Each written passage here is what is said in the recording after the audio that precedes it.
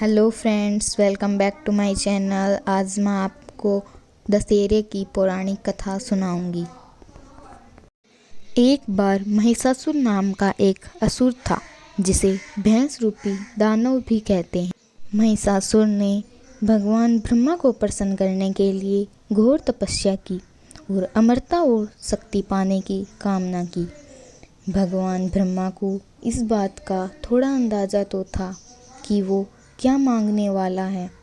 महिषासुर हाथ जोड़कर घुटनों के बल नीचे बैठा और ब्रह्मा जी से वर मांगा कि वह किसी व्यक्ति या देवता द्वारा न मारा जाए।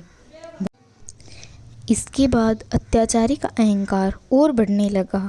अपने अमरता के नशे में महिषासुर उसकी अवज्ञा करने वाले किसी भी व्यक्ति को मार डालता। क्या आप जानते हैं महिषासुर ने उस वरदान से प्राप्त उस असीम शक्ति का क्या किया? उसने अपने राक्षसों की सेना के साथ स्वर्ग की ओर कूच किया और इंद्रदेव के खिलाफ युद्ध छेड़ दिया। वहीं इंद्रदेव भी राक्षसों के खिलाफ उतर गए। ईश्वरीय शक्तियां होने के बावजूद भी इंद्रदेव व उनके देवताओं की सेना हार गई।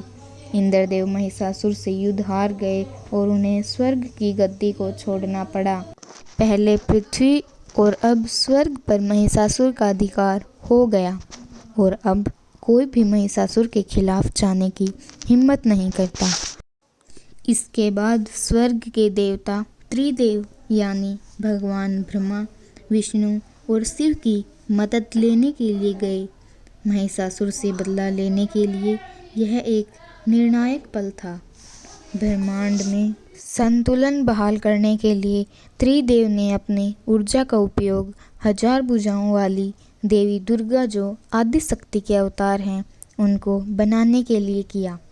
वहां उपस्थित सभी देवता देवी की आभा से चकाचौंध हो गए और सभी ने देवी दुर्गा को अपने हथियार समर्पित किए।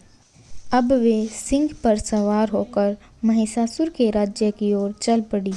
देवी दुर्गा अब महिषासुर के द्वार पर पहुंच गई, पर भैंस रूपी दानव उनसे भयभीत नहीं हुआ और उसने अपनी सेना को उन पर हमला करने का आदेश दिया। और इस प्रकार हिंदू पौराणिक कथाओं में लड़ा जाने वाला सबसे भीषण युद्ध शुरू हुआ। देवी दुर्गा ने अपनी आंखें बंद की और दानव सेना से युद्ध करने के लिए मिट्टी से एक विशाल सेना तैयार की। महिषासुर देवी दुर्गा को देखकर इतना क्रोधित हुआ कि उसका स्वरूप एक जंगली भैंसी के रूप में रूपांतरित हो गया और देवी दुर्गा की सेना पर टूट पड़ा। तभी देवी दुर्गा ने उस भैंसी पर एक रस्सी फेंकी, लेकिन वो उसे पकड़ नहीं पाए। उस भैंसे रूपी दानव ने देवी दुर्गा को देखकर क्रोध से किलकार भरी। यह युद्ध 10 दिनों तक चला, जहां महिषासुर हार मानने को तैयार नहीं था। वहीं निरंतर युद्ध करते हुए देवी दुर्गा क्रोध से भर गई और 10वें दिन देवी दुर्गा ने अपने त्रिशूल से महिषासुर का सिर काट दिया, क्योंकि शेर ने उसके पूरे शरीर को जकड़ लिया था।